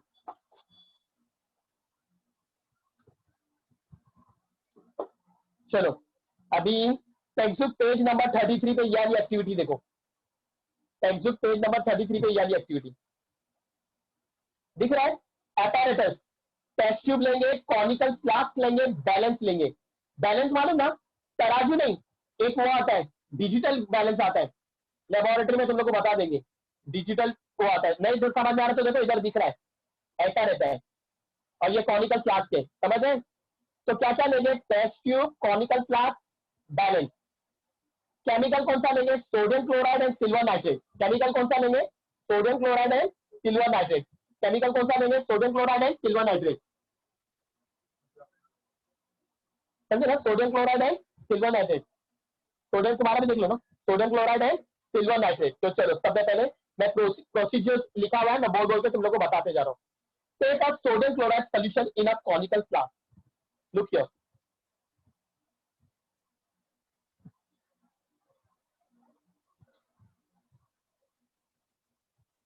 ये है कॉनिकल फ्लास्क।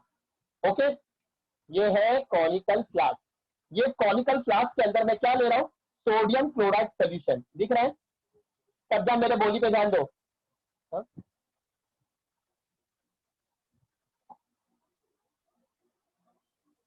म्यूट करो, वो स्टॉप करो।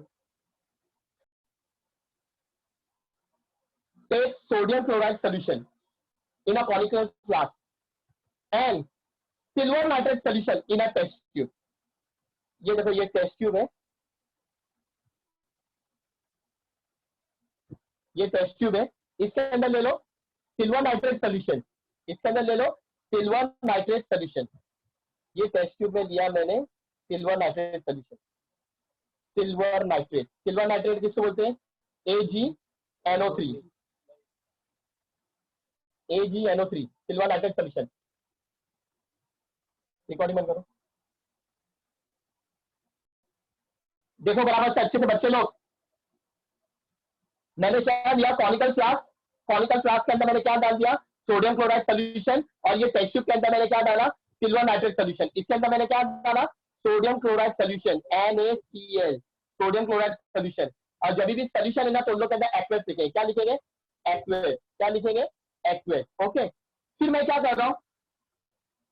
Tie a test tube, tie a thread, sorry, tie a thread to the test tube and insert it carefully into the conical flask.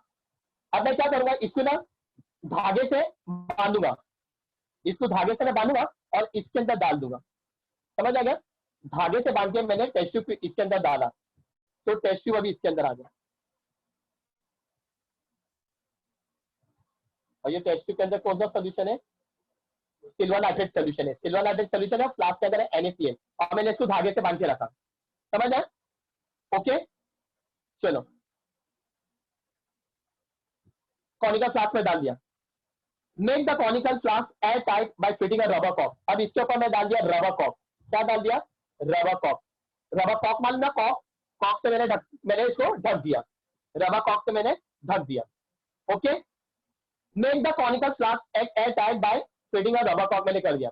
अभी इसका वेट करेंगे, इसका वेट यानी वजन उतारेंगे, WEIGHT, वेट। मैं द बैलेंस, मेरे में ये तुम लोग ने डायग्राम में देखा बैलेंस करते वो कैसा उन लोग ने रखे balance. Weigh the conical flask with the help of balance. तो यहाँ पे मैंने बैलेंस, एक डिजिटल बैलेंस इधर रखा मैंने, क्या रखा मैंने, digital balance. Weigh the conical flask with the help of a balance. जैसे मैंने इसको ऐसा रखा और ये ऐसा खड़ा है, कौन, टेस्ट ट्यूब खड़ा है, क्योंकि उसको धागे से बांध के रखा हूं मैंने धागे से बांध के रखा हूं, वरना ये गिर जाएगा अगर धागे से नहीं बांधूंगा तो दोनों सोल्यूशन मिक्स हो जाएगा, समझ है। अभी ये दोनों सोल्यूशन मिक्स नहीं है, लेकिन ये दोनों टेस्ट ट्यूब के अंदर AgNO3 है और फ्लास्क के अंदर NaCl है। अब मैं मेजर करा, जैसे मैंने मेजर करा ना तो उसकी रीडिंग आई, क्या रीडिंग आ रही है, समझो इसकी रीडिंग आ रही है 300.23 ग्राम, क्योंकि वेट करे ना 300.23 ग्राम।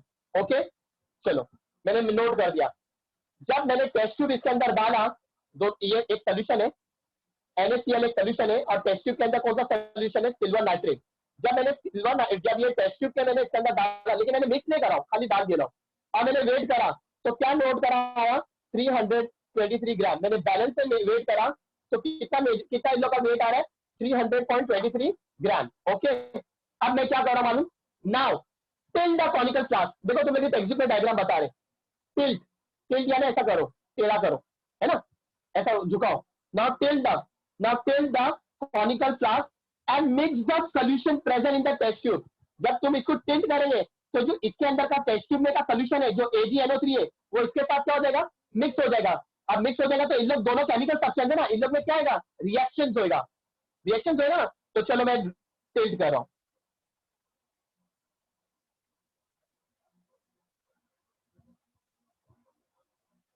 ये कॉप लगा हुआ है,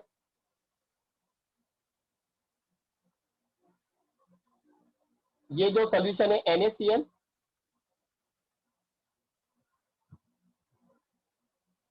और टेस्ट ट्यूब के अंदर कौन सा सोल्यूशन था, AgNO3। तो इसके अंदर ये जो उल्टा कर दिए, टिल्ट कर दिए, तब ये दोनों सोल्यूशन मिक्स हो गए। तो इसके अंदर कौन सा सोल्यूशन हो गया, NaCl प्लस AgNO3। अब इन लोग दोनों रिएक्ट हो गए, Na के पास प्लस है, Cl के पास माइनस है, Ag के पास प्लस है, NO3 के पास क्या माइनस। ये कौन है, रिएक्टेंट है ना, क्योंकि इन लोग दोनों सब्सटेंस पार्टिसिपेंट हो रहे। अब इन लोग क्या करेंगे, प्रोडक्ट फॉर्म करेंगे, यहाँ का जो प्लस है यहाँ का माइनस पकड़ेगा। जब सोडियम नाइट्रेट के साथ रिएक्ट करेगा तो क्या मिलेगा, सोडियम नाइट्रेट NaNO3, क्या बोलते हैं NaNO3, सोडियम नाइट्रेट एक सोल्यूशन है एक्वस, समझ है। प्लस तुम लोग को एक प्रेसिपिटेट नजर आएगा, क्या नजर आएगा, प्रेसिपिटेट। मैं इधर लिख के बता रहा हूँ, ऐसा दिख रहा है, ये गाढ़ा गाढ़ा कर रहा हूँ, ये है प्रेसिपिटेट व्हाइट कलर का, व्हाइट कलर का मैंने दिखाया था ना तुम लोग को, व्हाइट मैंने पहले ये करा चुके, याद है ना, व्हाइट कलर का प्रेसिपिटेट। और ये व्हाइट कलर का प्रेसिपिटेट कौन था, सिल्वर क्लोराइड, सिल्वर क्लोराइड। तो इधर लिख के बताओ AgCl, ये प्रेसिपिटेट है, तो बैलेंस ऐसा बोला, प्रेसिपिटेट का सिंबल ऐसा नीचे करके बताएंगे, प्रेसिपिटेट कभी भी रहेगा ना तो एरो नीचे, समझ में आ गया, समझ में आ गया।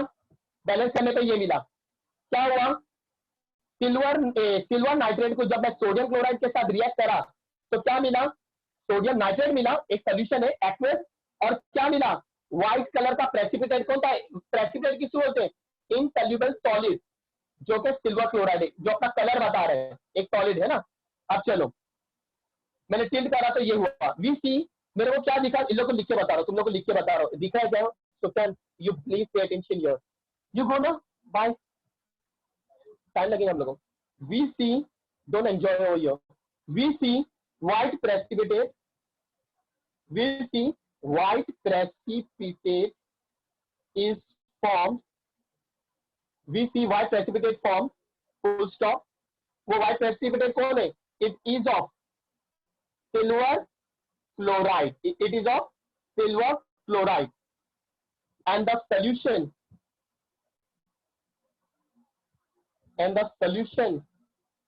remaining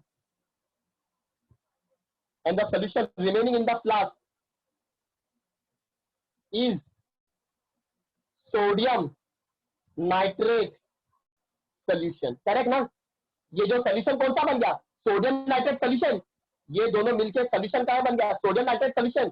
और ये जो इनसॉल्युबल सॉलिड दिखा व्हाइट कलर का, ये कौन है, सिल्वर क्लोराइड, बराबर ना।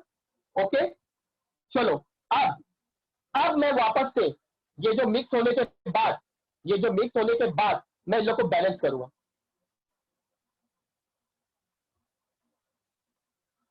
कहां पे करूं, इधर ही बता रहा हूं, दिख रहा है ना सबको?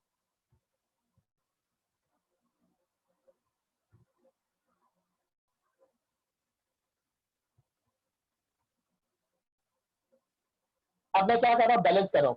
अब जब मैं बैलेंस कर रहा हूं ना, अब मैं जब मैं वेट निकाल रहा हूं, मैं जब कोनिका फ्लास्क का वापस से बैलेंस कर रहा हूं, जब मैं वापस से बैलेंस कर रहा हूं, तभी भी मेरा आंसर वही आएगा, तभी भी मेरा आंसर क्या आएगा, वही आएगा।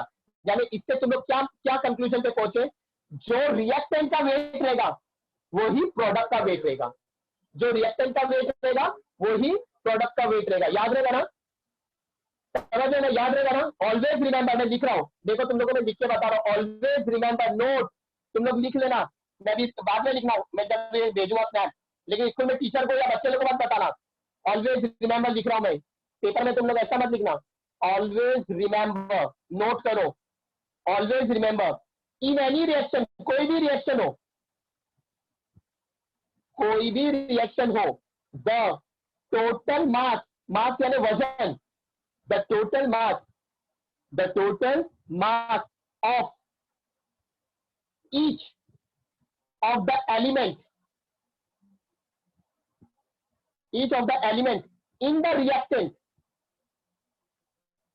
रिएक्टेंट में दो सब्सटेंस है, कौन से दो सब्सटेंस है, एक सिल्वर क्लोराइड और एक सिल्वर क्लोराइड था और एक सोडियम नाइट्रेट था। सिल्वर क्लोराइड के अंदर भी दो एलिमेंट है, एक सोडियम क्लोराइड, एक सोडियम और एक क्लोराइड, और सोडियम नाइट्रेट में भी दो एलिमेंट है, एक सिल्वर और एक नाइट्रेट, है ना? तो in any reaction the total mass of each of the element in the reactant is same as, ये याद रखेगा सब जन, is same as the total mass, जो मैंने वेट करा, the total mass of each of the respective element in the product, समझ है?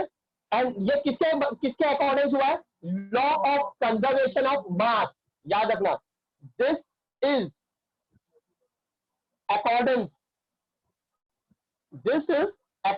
विथ, तुम लोग को लास्ट ईयर भी था law of conservation of mass 9th standard में, शायद समझ में नहीं आया होगा, आज तुम लोग को लॉ ऑफ कंजर्वेशन ऑफ मास का डाउट क्लियर है, समझ में? वो था तुम लोग का अदनान भाई के साथ रिएक्शन का पार्टिसिपेंट, आज ये माहिर लोग के साथ हुए है, समझ में? And the expert, so better you pay attention all of you, this is accordance with the law of, वो भी बच्चा अच्छा ही है, वो बच्चा है, समझ है ना, वो बच्चा है, यहाँ मेरे को वो एक्सपीरियंस है, conservation of mass, this is accordance with law of conservation of mass, समझ आ गया? मैं वापस से बता रहा हूँ, देखो मैंने एक कॉनिकल फ्लास्क के अंदर मैंने दिया था सोडियम क्लोराइड सोल्यूशन, क्या लिया था, सोडियम क्लोराइड सोल्यूशन, और फिर मैंने एक टेस्ट ट्यूब के अंदर लिया था सिल्वर नाइट्रेट AgNO3 सोल्यूशन, है ना?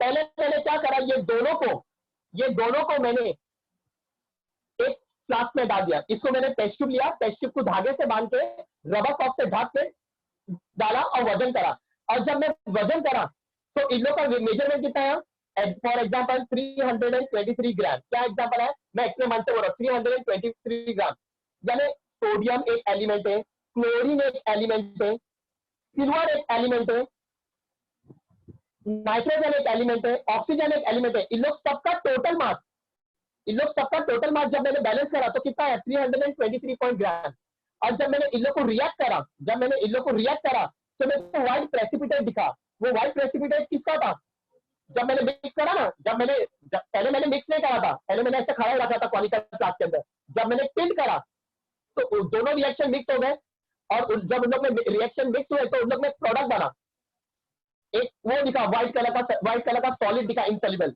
वो क्या था, सिल्वर क्लोराइड, जो कि सॉलिड रहता है, एस लिखेंगे, और ये AQ, ये भी AQ एक्वस, और क्या मिला था, सोडियम नाइट्रेट सोल्यूशन, एक रिमेनिंग सोल्यूशन क्या था जो बचा हुआ solution, sodium nitrate solution NO3 AQ, okay?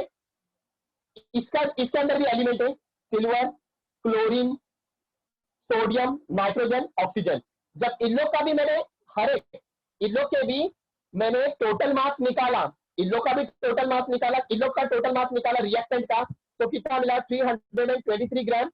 इन लोग का भी बैलेंस करा मैंने, है ना, बराबर ना, इन लोग का भी मैंने बैलेंस करा, ये प्रोडक्ट का भी, ये रिएक्टेंट एरो के पहले रिएक्टेंट एरो के बाद प्रोडक्ट, इस लोग को भी मैंने बैलेंस करा, तो कितना है 300.23 ग्राम। कैसा रीड करेंगे 300.23 ग्राम, पॉइंट के बाद एक एक नंबर को स्प्लिट करने का, 300.23 ग्राम। ओके, तो इससे तुम लोग क्या मद्देनजर पे पहुंचे कि चाहे कोई भी रिएक्शन हो, चाहे कोई भी रिएक्शन हो, total mass of each of the element, total mass of each of the element, कहां पे, रिएक्टेंट में, total mass of each of the element in reactant is same as total mass of each of the element, है ना, respective element in the product. और ये किसके according में है, law of conservation of mass. I hope law of conservation of mass समझ में आ गया अच्छे से, और ये एक्सपेरिमेंट भी समझ में से आ गया। अब देखें ये बैलेंस है क्या, Na1 balance, chlorine 1 balance, Ag1 balance, nitrogen 1 balance, oxygen 3 balance. ये ऑलरेडी बैलेंस इक्वेशन है, सेल्फ बैलेंस इक्वेशन है, समझ में, सबको चालू कर दो।